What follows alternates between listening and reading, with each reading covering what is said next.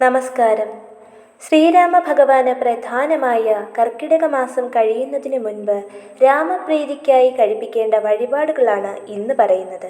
കഠിനമായ വ്രതനിഷ്ഠകൾ ഒന്നുമില്ലാതെ ആർക്കും ഉപാസിച്ച് പ്രീതിപ്പെടുത്താവുന്ന ശ്രീരാമസ്വാമി ഏവർക്കും അഭയവും ആശ്രയവുമാണ്. ഭഗവാന്റെ പ്രീതിക്കു വേണ്ടി ക്ഷേത്രങ്ങളിൽ നടത്തേണ്ട വഴിപാടുകളും അവയുടെ ഫലങ്ങളുമാണ് ഇന്ന് പറയുന്നത്. ഇത്തരം കൂടുതൽ അറിവുകൾക്കായി ചാനൽ സബ്സ്ക്രൈബ് ചെയ്യൂ. വീഡിയോ ഇഷ്ടമായാൽ ലൈക്ക് ചെയ്യൂ, കമൻറ്റ് ചെയ്യൂ. ഓം രാമായ നമഃ.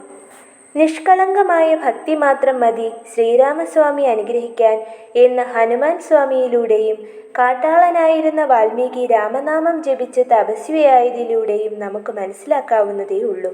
പുണർദം നക്ഷത്രം, നവമി തിഥി, ശ്രീരാമനവമി, ഏകാദശി, കർക്കിടക മാസം, ബുധൻ, വ്യാഴം ദിവസങ്ങൾ തുടങ്ങിയവയിൽ ഭഗവാനെ ഭജിക്കുന്നതും ക്ഷേത്രദർശനം നടത്തുന്നതും വഴിപാടുകൾ കഴിപ്പിക്കുന്നതും ഉത്തമമാണ്.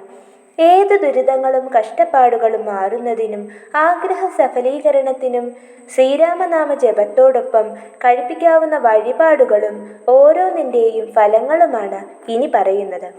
ഭഗവാന് നെയ്വിളക്ക് വയ്ക്കുന്നത് ഭാഗ്യം തെളിയാനാണ്. താമരമാല സമർപ്പിക്കുന്നത് ഇഷ്ടകാര്യ വിജയവും സമൃദ്ധിയും നൽകുന്നു. പാൽപ്പായസം കഴിപ്പിക്കുന്നത് കാര്യസിദ്ധിയും ഐശ്വര്യവും നൽകുന്നു. പാലഭിഷേകം നടത്തുകയാണെങ്കിൽ രോഗദുരിതങ്ങളിൽ നിന്നും മോചനം നൽകുന്നു. കളഭാഭിഷേകം നടത്തിയാൽ മുൻജന്മ പാപശാന്തിയാണ് ഫലം. തുളസിമാല സമർപ്പിക്കുന്നത് പാപശാന്തി നൽകുന്നു. മഞ്ഞപ്പട്ട് ചാർത്തൽ ധനസമൃദ്ധിക്കാണ്. കദളിപ്പഴം നിവേദിക്കുന്നത് കർമ്മവിജയം നൽകുന്നു. കരിക്ക് നേദിക്കുന്നതും കർമ്മവിജയം നൽകുന്ന മറ്റൊരു വഴിപാടാണ്. കരിക്ക് അഭിഷേകമാണെങ്കിൽ ആരോഗ്യലബ്ധിയാണ് ഫലം. തൃപ്രയാറിലൊക്കെ പ്രധാന വഴിപാടായ മീനൂട്ട് നടത്തുന്നത് പാപമുക്തി നൽകുന്നു. ഇനി ഭാഗ്യസൂക്ത പുഷ്പാഞ്ജലി അല്ലെങ്കിൽ അർച്ചനയാണ് നടത്തുന്നതെങ്കിൽ ഭാഗ്യം തെളിയാൻ വേണ്ടിയാണ്.